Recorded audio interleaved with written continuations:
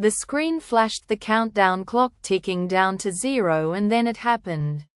One moment hopeful anticipation, the next a price tag appeared, a figure so far beyond what she'd budgeted that a cold knot formed in her stomach.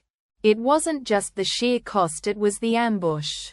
The complete lack of transparency that forced her and thousands like her into a high-pressure, split-second decision that felt less like buying a ticket and more like being fleeced. This wasn't about a concert, it was about a system, a tactic that many Australians believe tips the scales unfairly against the everyday fan, and directly into the pockets of global giants. Before the chaos there was just Sarah, a 27-year-old nurse working shifts at Westmead Hospital in Sydney's bustling West, living in a modest two-bedroom unit in Parramatta. Sarah wasn't wealthy, but she worked hard, saved diligently, and her passion for the South Korean supergroup BTS was one of her greatest joys. Their music had seen her through tough times, long shifts, and the general grind of life in a demanding city. For years she'd dreamed of seeing them live a dream that felt within reach when Ticketmaster Australia announced their comeback tour after a 4-year hiatus, with dates set for Melbourne's Marvel Stadium and Sydney's Accor Stadium in February 2027. This wasn't just a concert for Sarah, it was a pilgrimage, a moment to share with friends who understood the depth of her connection to the music and the message.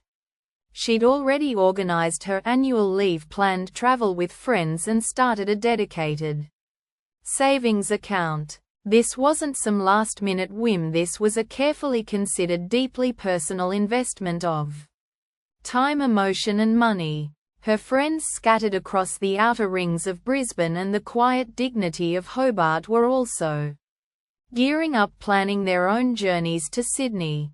The excitement was palpable, a shared experience drawing them closer across state lines, all united by the promise of finally seeing their idols perform.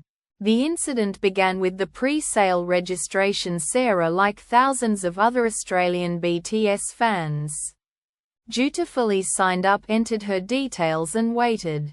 The instructions from Ticketmaster were clear: register for a chance to access the pre-sale, and if selected you'd receive a unique code.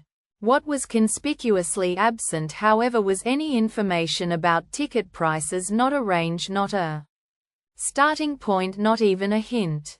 This wasn't an oversight, it was a deliberate strategy. As the pre-sale day approached, the air buzzed with anticipation. Sarah was selected, receiving her coveted code via email, and on the morning of the sale she was online, multiple devices ready, fingers hovering over the refresh button. The virtual queue was immense, a digital snaking line of hundreds of thousands of hopeful fans.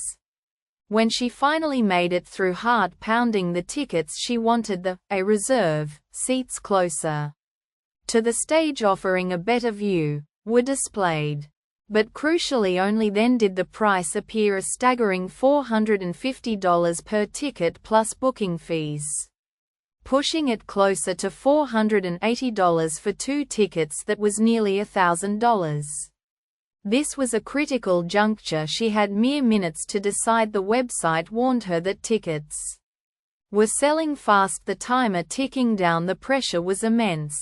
Buy now or lose the chance forever. This wasn't about thoughtful consumer choice, it was about impulse driven by scarcity and the deeply held emotional investment of years.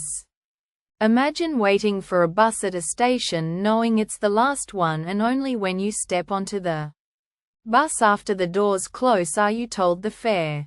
And that fare is triple what you expected. That was the feeling. Many fans caught in the moment clicked buy, only to be hit with buyer's remorse later, realizing they'd spent well beyond their means. Others, like Sarah, hesitated, the price tag a cruel barrier, and watched as their dream tickets vanished, snapped up by those who either had deeper pockets or succumbed to the immense pressure. This wasn't just a disappointment, it felt like a betrayal. The fallout was immediate and widespread. Social media exploded with outrage. Fans, predominantly young women, shared their experiences of shock, frustration, and feeling exploited. They called it predatory, crazy, and a blatant disregard for fair trading principles. The anger wasn't just about the high prices, which, while steep, are a reality of global acts. It was about the complete lack of transparency before the sale. How could anyone budget or make an informed decision when the core information, the price, was withheld until the last possible second? This wasn't just a few disgruntled individuals, it was a coordinated vocal campaign fans organized, sharing tips on how to lodge formal complaints. Their target: the Australian Competition and Consumer Commission, or the ACCC. The ACCC is the nation's consumer watchdog responsible for enforcing the Competition and Consumer Act 2010, which includes the Australian Consumer Law.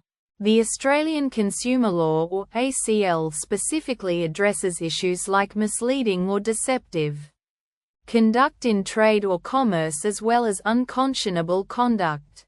The fans argued that withholding crucial price information until the point of sale, thereby creating an artificial sense of urgency and forcing a snap decision, could fall under these provisions. They argued that it stripped consumers of their right to make an informed choice, effectively trapping them in a high-pressure sales funnel. As one consumer think tank later described it, this wasn't just a simple commercial transaction, it was a battle over a fundamental tenet of consumer protection: the right to know what you're buying and for how much before you're committed. The arguments weren't about whether the tickets were expensive, but whether the process of selling them was fair and compliant with Australian law. The sheer volume of complaints the ACCC received underscored the depth of public concern, moving this from individual grievance to a potential systemic issue. The resolution, or rather the ongoing saga, is complex. While the ACCC acknowledged the complaints and stated they were monitoring the situation, a formal ruling against Ticketmaster on this specific issue is not a swift process. Consumer law cases, especially those involving global corporations, can be lengthy and intricate.